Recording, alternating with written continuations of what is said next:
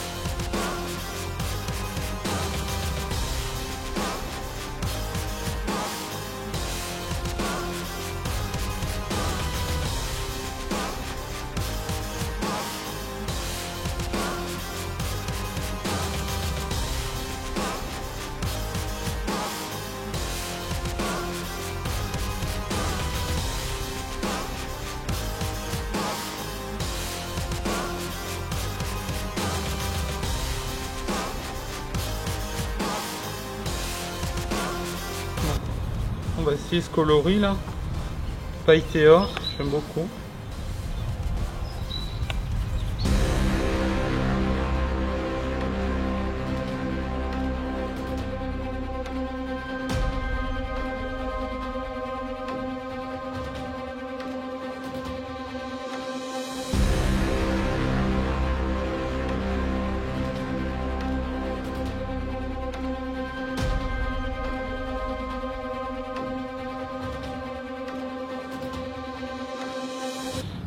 Donc là, j'ai essayé, donc là j'ai pris des toutes petites tapes, petits poissons, donc peut-être des petits cendres ou des perches.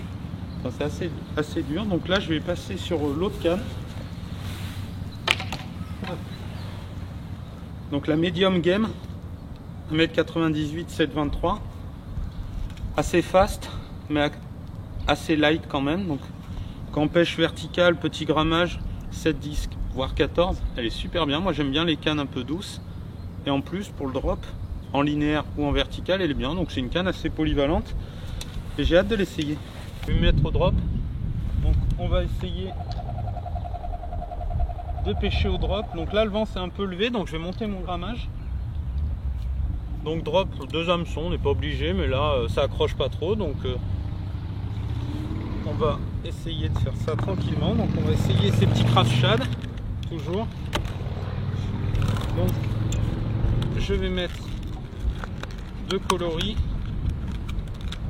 Là pour le coup un Fire Tiger et toujours ce petit marron façon motor oil là, pailleté, qui me plaît beaucoup. Donc voilà, on est toujours dans une recherche de poissons actifs. Donc le drop, surtout en linéaire, s'y prête beaucoup. Donc là, c'est sur un de mes montages que je vous montrerai dans un prochain tuto.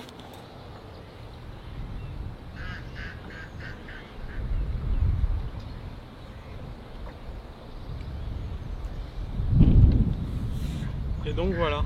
Et là, j'ai choisi de pêcher en 14 grammes.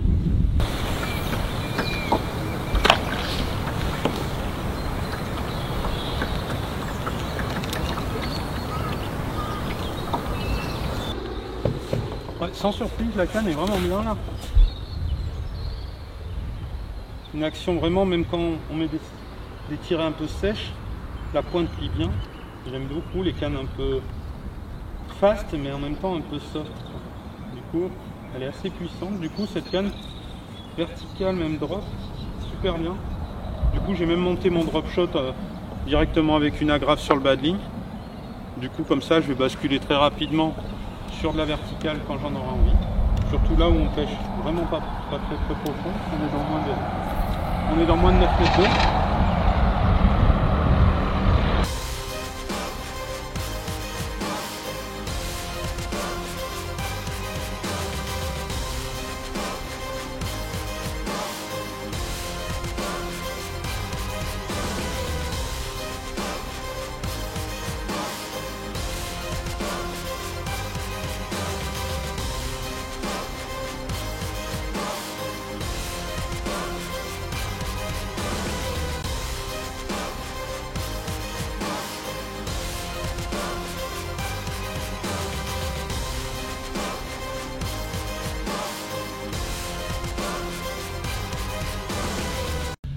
Bon Fabien, alors qu'est-ce qu'on peut dire de ces petits craft shad qu'on a découvert ensemble ce matin?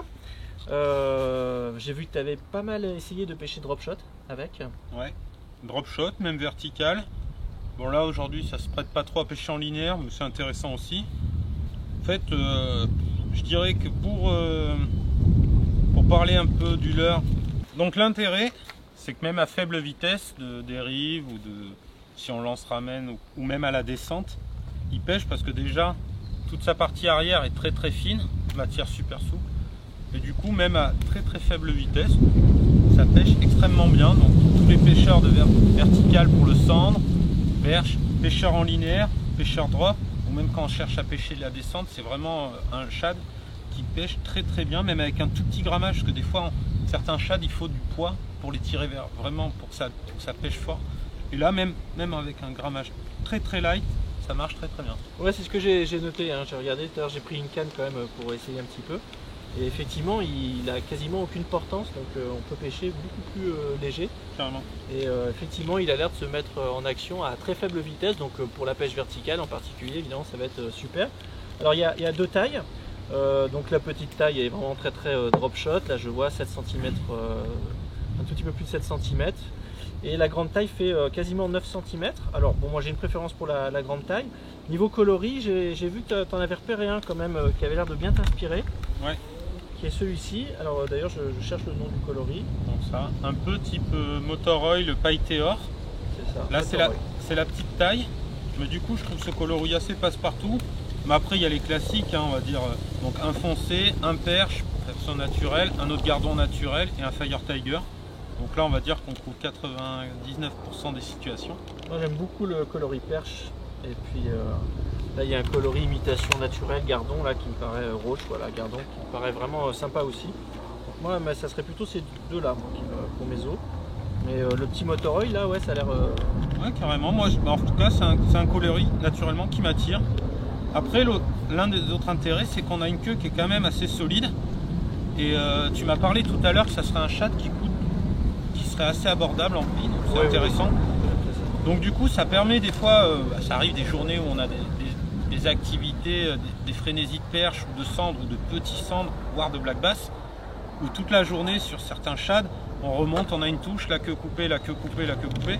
Là c'est assez solide malgré tout, et en plus de son faible coût, le jour où ça mord fort, ça permet de dire bah là, il n'y a pas vraiment techniquement certains shads ou un autre, ça fait le même boulot. Là on sort le shad, on sait que même si on se les fait dégommer, c'est pas grave, c'est pas trop cher. Doublement économique, avec des tailles passe-partout, les coloris qui vont bien, pas de coloris superflus et il n'en manque pas surtout, ce qui est important.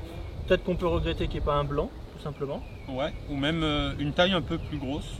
Toi tu veux une taille supplémentaire? Ouais, carrément. Ouais. Après, non, c'est assez réaliste. Et puis par rapport au prix, on a un shad vraiment tout terrain, on va dire 4x4, qui permet de tout faire. Donc top. Merci. À tester. Merci beaucoup mec. Top. C'est parti. Oh, putain, je me suis ruiné les jambes. Je dirais que...